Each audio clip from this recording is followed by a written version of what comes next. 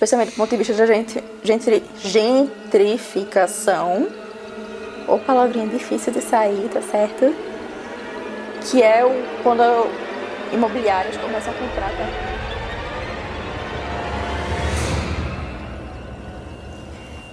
Olá, criaturinhas, tudo bom com vocês? Bem-vindos ao canal Vinas. Eu sou a Rata, certo? Se é a primeira vez aqui no canal, muito prazer, seja muito bem-vindo, bem-vinda ao nosso 31 dias de Halloween.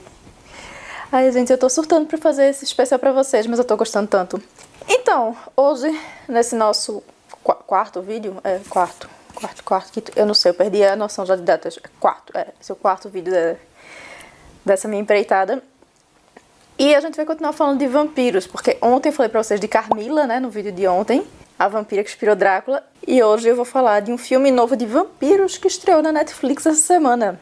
Durante a semana eu estava de boas aqui pelo YouTube procurando coisas pra assistir, e apareceu no meu feed um trailer novo da Netflix que tinha saído, eu não tinha visto ainda, que era do filme Vampiros versus o Bronx. O nome já me chamou bastante atenção. Aí eu fui assistir, porque, né, sou uma pessoa curiosa, gosto de vampiros, então.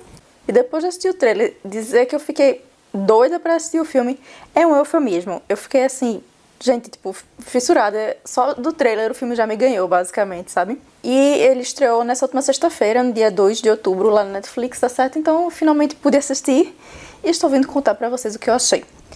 Vampiros vs Bronx conta a história de 3 amigos, tá? Miguel, mais conhecido como Little Mayor na comunidade, Bob e Luiz. Os 3 são nascidos e criados no Bronx. Eles têm mais ou menos uns 13, 14 anos. E eles são conhecidos na comunidade toda, porque eles cresceram ali a vida toda, tal. Ambos são de origens afro-latina, tá? Acho que Bob é o único que não é de origem latina, ele é só de origem afro. Mas Luiz e Miguel, ambos são de origem latina também. E no começo do filme, Miguel tá lutando para salvar a bodega do bairro, a bodega do tio, que é o lugar onde os 3 cresceram, porque foi basicamente a creche deles. Eles ficavam lá na bodega, passando o tempo enquanto os pais estavam trabalhando, quando eram crianças. Miguel tá focado em salvar a bodega, agora que o aluguel aumentou, tá tentando arrecadar fundos para isso. Enquanto Luiz veio visitar, porque ele se mudou recentemente para Flórida, ele tá passando o verão no Bronx para visitar a tia dele e rever os amigos. E Bob tá lidando com as repercussões de ter sido expulso do colégio católico onde eles estudam. E no meio disso tudo, tá rolando um processo de gentrificação, finalmente saiu essa palavra, do bairro deles, por meio de uma imobiliária bem sinistra chamada Marnal Properties, tá certo? Que está comprando todos os prédios do bairro, basicamente, e usando ou para construir novos prédios de luxo ou para fazer lojas hipsters, tal, de coisas veganas e coisas assim que tipo, são fora da realidade da comunidade local. Só que aí não bastasse estar lutando contra a gentrificação, tendo os problemas de adolescentes normais, eles ainda descobrem que existem vampiros no Bronx. We got vampires in the Bronx. E eles precisam derrotar os vampiros, obviamente, porque tá no nome do filme. Mas é esse o enredo, basicamente, de Vampiros vs Bronx, tá?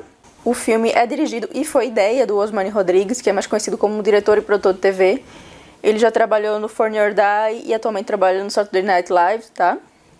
Então, o menino tem um background bom de comédia. E o filme é uma carta de amor do diretor às comunidades afro-latinas americanas, tá? Você vê isso no filme todo. O Rodrigues disse em entrevistas que ele teve a ideia de fazer o filme porque ele queria fazer um filme de aventura, cujos protagonistas parecessem com ele, os amigos de infância dele, de onde ele cresceu na República Dominicana, sabe? Que é uma coisa que ele nunca teve, porque todos esses filmes do gênero normalmente são protagonizados por brancos.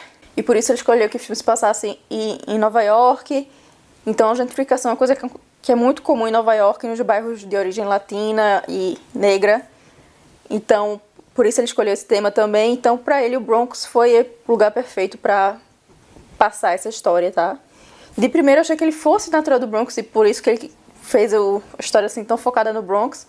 Mas não, ele não é, ele é da República Dominicana. Mas o Bronx foi o local que ele achou assim, que tinha a mistura perfeita do que ele queria. Em Nova York tinha o que ele queria, uma comunidade afro-latina, assim, muito rica e muito variada, que tivesse várias nacionalidades de pessoas latinas lá. Então, por isso, ele escolheu esse lugar para ser o cenário do filme. E Vampiros vs Bronx é o perfeito filme de sessão da tarde, assim, tipo, se não fosse o fato dele ser tão atual, de mostrar coisas como lives no Instagram, falar de smartphones, essas coisas, ele se encaixaria perfeitamente numa sessão da tarde dos anos 90, tá? Parece muito com os filmes que eu assisti na sessão da tarde. Na verdade, dá pra notar as influências claríssimas de filmes como Os Garotos Perdidos, A Hora do Espanto, Deu Louca nos Monstros nesse filme. Você vê que foi esse tipo de filme no qual o diretor mirou pra criar Vampiros vs Bronx, tá certo? Tem coisas assim muito, muito parecidas com Lost Boys e A Hora do Espanto, inclusive. Que pra quem é fã desse gênero de comédia, de terror infanto-juvenil dos anos 80 e 90, esse filme é perfeito. E eu sou louca por esse gênero, eu cresci à base desse gênero, basicamente. Eu posso agradecer esse tipo de filme por ser assim hoje em dia, inclusive. Então, se você é um fã de Lost Boys, A Hora do Espanto, assim, você vai adorar esse filme. Lembrando que é um filme para crianças e adolescentes. No Netflix ele tá com classificação etária de 13 anos pra cima, mas eu acho que dá pra de boas crianças assistirem. Não tem nada pesado de verdade nele. Tudo bem que pode ser porque eu sou uma criança dos anos 90 que cresceu com Hora do Espanto, Jovens Bruxas e tantos outros filmes de terror passando na sessão da tarde, então eu não ligo pra esse tipo de coisa, mas eu acho que é super de boas pra família toda. Eu adoro como a história honra as origens afro e latinas dos personagens, e mesmo assim consegue fazer comédia com isso, usando até de alguns estereotipos que são bem comuns de ser associados com essas comunidades. Alguns estereotipos usados também para os brancos, principalmente os brancos de Nova York, e são usados muito bem e de um jeito que não é ofensivo, assim, mostrando que dá pra fazer uma comédia legal, super divertida, sem precisar ofender ninguém. Eu assisti maravilhoso. Então, vamos falar agora do que importa de verdade, os vampiros. Os vampiros e Vampiros vs Bronx são os vilões, obviamente, tá no título.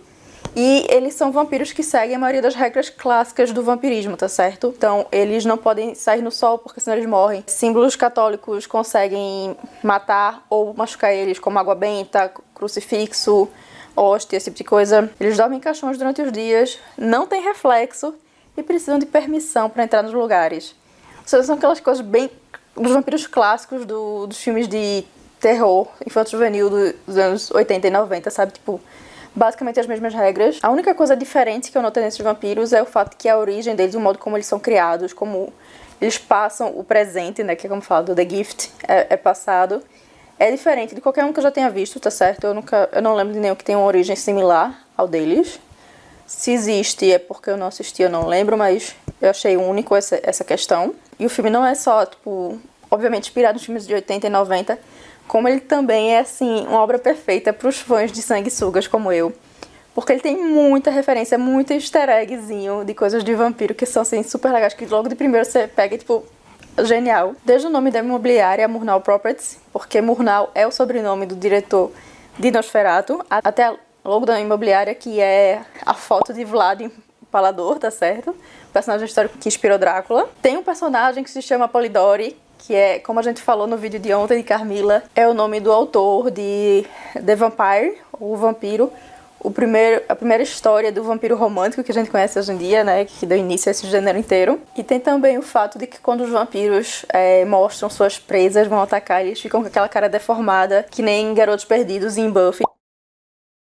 Então tem várias referências a outras obras de vampiro, que eu não tinha, talvez tenha até outras referências que eu tinha perdido, mas é basicamente uma caça ao tesouro das referências de vampiro no filme, eu achei isso muito legal. Os vampiros são os vilões do filme, mas dessa vez eles não são uma alegoria para a devassidão humana ou para as pessoas que caem em pecado, não, dessa vez eles são uma alegoria para o capitalismo. O vampiro sempre foi usado como uma alegoria para falar de problemas da sociedade, com a origem original dele de ser um predador sexual, certo? Então essa é a origem do vampiro.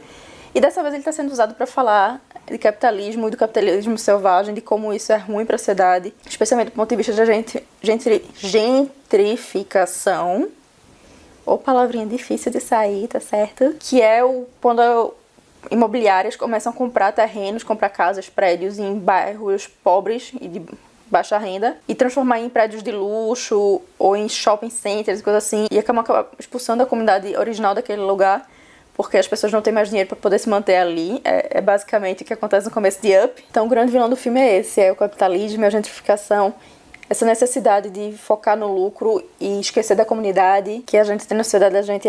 Esse é realmente o grande mal do filme que aborda. Eu achei assim, muito legal o modo como eles fizeram isso. Principalmente por ser um filme infanto-juvenil, eu achei que a linguagem ficou super legal. E uma crítica social muito válida. Então, Vampiros vs Bronx tá super aprovado. Eu amei esse filme. Tipo, me deu super nostalgia, vontade de assistir Garotos Perdidos, Hora do Espanto, todos aqueles filmes clássicos de Sessão da Tarde de terror. Eu fiquei doida pra reassistir por causa desse filme. Então, eu super recomendo pra vocês. É um filme de 1 hora e 26 minutos só. Ele é super curtinho, super de boas. Diversão pra família toda, então vão lá na Netflix e aproveitem Vampiros vs Bronx, porque ele é um dos primeiros filmes que estão saindo. Agora esse mês deu uma leva de filmes originais da Netflix voltados pro Halloween, tá? Então tem outros aí que vão sair. E eu provavelmente vou resenhar eles também. Tem um de babás, que eu tô assim, doida pra ver, porque parece ser muito bizarro e muito engraçado. Mas as criaturinhas, quero saber de vocês agora, vocês já assistiram Vampiros vs Bronx, o que é que vocês acharam? Vão assistir e me conta qual o filme favorito de vocês de terror da Sessão da Tarde, tá certo? O meu provavelmente é Jovens Bruxas, porque apesar de eu amar vampiros, Jovens Bruxas tem um lugarzinho todo especial no meu coração, tá? Mas falando nisso de vampiros, aí seria Lost Boys, Garotos Perdidos. Então, talvez um empate aí técnico. Se você gostou do vídeo, dá aquele joinha, compartilha nas suas redes sociais que me ajuda bastante e se inscreve aqui no canal se ainda não é inscrita ou inscrito. E me segue lá no Instagram também pra ficar por dentro dos bastidores aqui do canal, tá certo? Eu vou indo e vejo vocês amanhã no próximo vídeo. Tchau!